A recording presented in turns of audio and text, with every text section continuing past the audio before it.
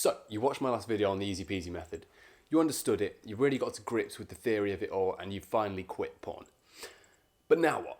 You're still sat in your mum's basement, you're still watching 9 or 10 hours of YouTube a day with Instagram or TikTok loaded up on your phone, swiping through, getting that instant gratification another way.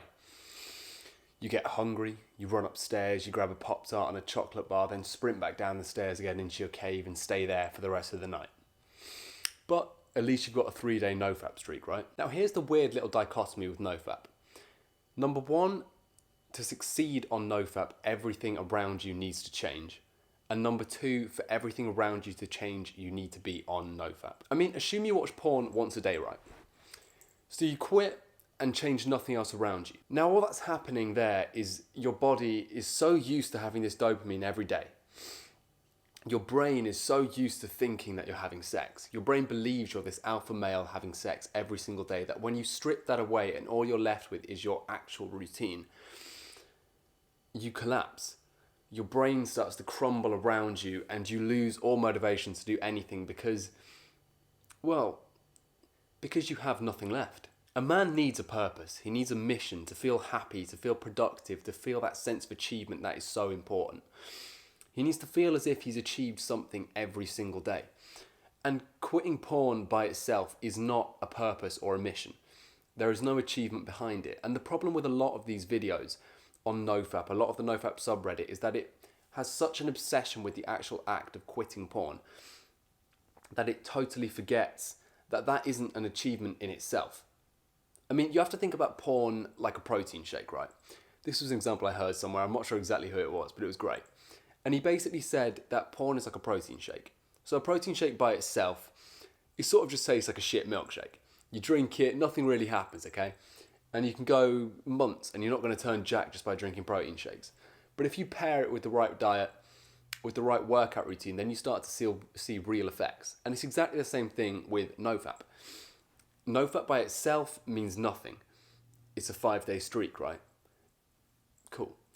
But combined with meditation, combined with taking cold showers, combined with relentless pursuit of actual goals, a purpose and a mission, it means everything. And your life changes so drastically and so quickly you won't even recognize it anymore. So your life needs to change. And you need to be introspective here. You need to ask yourself, and you need to write down on a piece of paper a list of things that you hate about yourself and a list of things that you want to change. Now this isn't the traditional self-love, self-improvement. This is kind of the opposite. We're doing a bit of self-hate here, but hate is kind of an important catalyst a lot of the time. So write down what you hate about your life and write down what you want to change about it as well. I mean, basically what you're trying to do here is design an ideal life. So I want you to think about what your ideal would be, what career you'd be in, what you'd be doing, what purpose you'd have, what mission you'd have, what kind of effect on the people around you you'd have, your relationship, your body, your diet, your health. Just write down exactly what you envision your ideal life to be. And from today, we're going to start working towards that. So you're going to take an oath now. You're going to take it with me. And basically it is that from today, your life changes. From today, you're no longer a little fucking gimp sat in your basement, not wanking, but also not really doing anything particularly productive. From today, you have meaning, you have purpose, you have passion, you work every single day towards these goals relentlessly, and you start to thrive. And it's not because of nofap, it's because you're going to change your life around nofap. So let's get down to the new routine then, the routine that you're going to be following every single day to ensure that this transformation can take place. And the first step is waking up on time. And this is a weird step because it's going to be different for everyone, but basically the general rule is wake up early. So I like to wake up at 7 or 8 a.m, but I mean, whatever time works for you, works for you. Basically, and after you've heard these next few tips, you want to pick a time which allows you to do the morning routine section of the routine before you have to go to school, to work, or before you have any actual commitments in your day. And I mean, the key part of this routine is its flexibility, and that's why this routine works so much better than all the other ones that I've ever seen. Because it is flexible. Because if you have the exact same routine every single day, you're liable to snapping and you're liable to failure. Say that every single day you tell yourself, okay, I'm going to wake up at 6 in the morning, right? And then one day you skip it. Instantly the motivation is gone. There is nothing left anymore. Your day is ruined because you've already failed at the first hurdle. And you're not going to continue the routine because now you've fallen out of the cycle. You've fallen out of the routine. So you're fucked basically. And this routine is different because it is flexible. Because the wake up time depends on so many things. It depends on what you have to do that day. It depends on what you did the night before. Because let's say I was out last night drinking with my mates till 1 a.m. at the pub. I can't seriously expect myself to wake up the next morning at 6 a.m. And if I did, that's my day ruined. Whereas if I say to myself, okay, cool, I'll wake up at 12, right? I'll wake up at midday, but I'm still going to do every single thing on the list, on the routine afterwards. Just push it back 3 hours. Then my day is saved, my routine is saved, even though I failed and I woke up later than I said I was going to. A little tip, by the way, for waking up on time and actually getting up, that's an important step, is buying an alarm clock.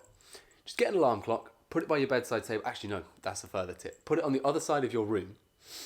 Put your phone charging outside of your room, and then every single morning when the alarm goes off, you're forced to wake up, to get up and out of bed, to walk across the room, to turn it off. And then you're up. You're already out of bed, drop down, do 10 press-ups, whatever, and then carry on with the rest of your day. Now the next step is to start getting ready. So that starts with a cold shower, freezing ice cold, be reborn every morning into the cold. We'll do a full video on cold showers, but they are so important, and every morning you need to be taking a freezing cold shower.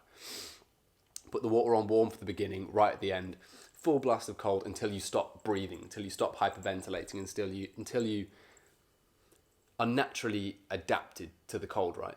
And then get ready, do whatever else you need to do, brush your teeth, wash your face, moisturize, do your hair, I don't know, get dressed, do those things. And the next step is you need to meditate. So I say meditate at the beginning for about 5 minutes, but you're trying to work up here to 10, then to 15 minutes.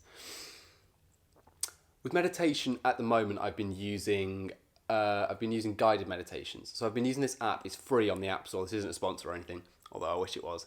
It's called Medito, Medito, and you can get it. It's completely free, always will be free. And they have these daily meditations at the top. So every morning I put one of those on, I sit down, and I breathe into the meditation. I just relax myself, I calm it all down. I take a second to breathe, and it really helps me just process the rest of my day. If you don't want to do that, you can just do normal sitting around meditation. And that it's harder for beginners, so I wouldn't recommend it, but it's the same kind of thing. Sit down, you focus on your breath, you focus on deep breathing, wherever you can see it most. Maybe it's your nose, maybe it's your chest, maybe it's your stomach. Just focus on taking those deep breaths. And if your mind starts to wander, which is exactly what minds do, don't get annoyed, don't get angry. Just refocus on your mind. Because this is the thing, is everyone always says with meditation that they can't do it. They say with meditation, oh, I tried it, I sat down, my mind kept wandering. But that is what brains are going to do. I like to use this analogy, right? It's like saying that you're going to go to the gym and the first time there you're going to bench press 240 pounds. See, I've switched to pounds now, I'm in Australia, that's weird. But yeah, meditation it's a habit. You have to build it, you have to train your brain, you have to strengthen that habit over time. But yeah, anyway, meditate 15 minutes every morning. After that, quick little step, you're going to have your coffee and your breakfast, and then get a book out. Read that for 15 minutes or for a chapter, whatever it is, self-help, philosophy, fiction. Fiction books are great. Just read a fiction book if nothing else. Just something that interests you and intrigues you. Then after that, you're going to want to spend 5 to 10 minutes journaling. Just let it free flow here. I mean, there's lots of things that you can try, like gratitude journaling, bullet journaling, but I've never found any of those to really stick. Maybe they will for you, but not for me. I just like opening my book and just writing. You write about your day, write about your feelings, your emotions, write about any problems that you're having at the moment with, I don't know, with anything. And just write. Just let your pen flow freely. Turn your phone off and just sit there for 5 minutes writing. Okay, next is going to be the first part of the actual changing your life part of this routine. And it's what we like to call productivity sessions. So you're going to have 2 productivity sessions a day, and the first one starts now. And basically this is where you change your life. So the first couple of sessions you're going to have are going to be trying to figure out your goals. So for the first session, what I want you to do is turn off your phone, go into a room, get a pen and paper out, and write. Write exactly what you want. Write your mission, write your purpose. And then every productivity session after that is going to be you working towards that. Now, the productivity sessions are a bit flexible again, in the same way, because you can do a lot of things in them. For example, some of my purposes are, I don't know, learning a new hobby, learning how to play music. And so during my productivity sessions, I might spend time playing my guitar. I might meditate again even, I might journal, just whatever I believe to be productive towards my mission and to my purpose that day. The only rule is, no Instagram, no TikTok, no Reddit, nothing that isn't completely and relentlessly focused on your purpose and your goal. After that, you want to eat your lunch. Just eat light and healthy. Don't overcomplicate eating. It's just, if it looks natural, eat it. If it doesn't, don't, and you'll feel great about it. Then after that is your next productivity session. Session 2, you can be doing the same thing as the first one, just working towards those goals. Like I say, flexible. So this might be a great time to go to the gym if one of your goals is to build a better body. This might be a great time to, I don't know, do anything. But I mean, just flexibility is so key in these sessions. And that's why the routine works too, because it isn't stale and it isn't boring. I'm not saying for 5 hours a day you need to just do straight work. The productivity sessions are made to be flexible. Then after that, you want to take a 15-minute walk. Just go outside, leave your phone at home or turn it off. No headphones, no music, no nothing. And just walk for 10 to 15 minutes. Think about the day you had. Make eye contact with people, smile at people, keep your head up and breathe deeply. Just take those king breaths, because you're a fucking king and you're walking through your kingdom. Then at the end of the day, you're going to want to eat your dinner. Eat it with your family. Try and make it communal. If you're still living at home, eat with your parents. Just have a communal time with them. Talk to them. Ask them about their day. Try as hard as you can just not to get annoyed with them, because trust me, you'll regret it at some point in your life. Then after dinner, you just want to finish anything that you had left over from your productivity session. So this is the bit of the routine that might not happen every day. Because say you finished everything in productivity session 2, you don't need to do anything now. But say you had like a page of writing left to do. Actually, that's a fucking lot. But say you had like a couple of things left to do. This is the time you do them now. And then the last thing is after that is your wind down time. So this is the time before bed where you want to start just getting ready for everything. Maybe meditate, maybe journal, maybe just chill for a bit.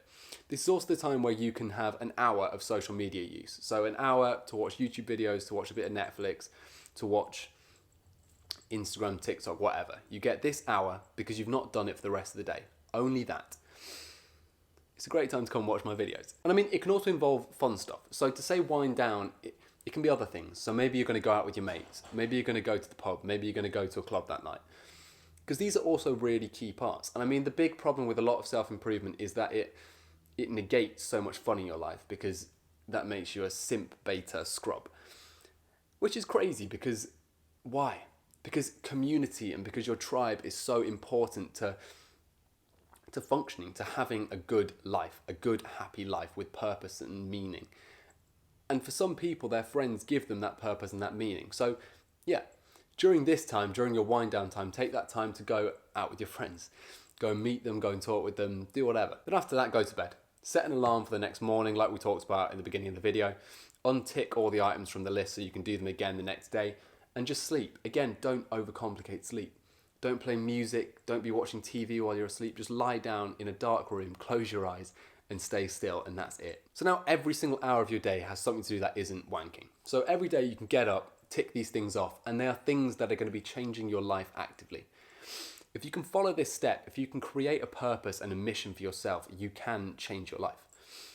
And your life has to change for nofap to succeed. So thanks for watching, guys. Leave a like, leave a comment.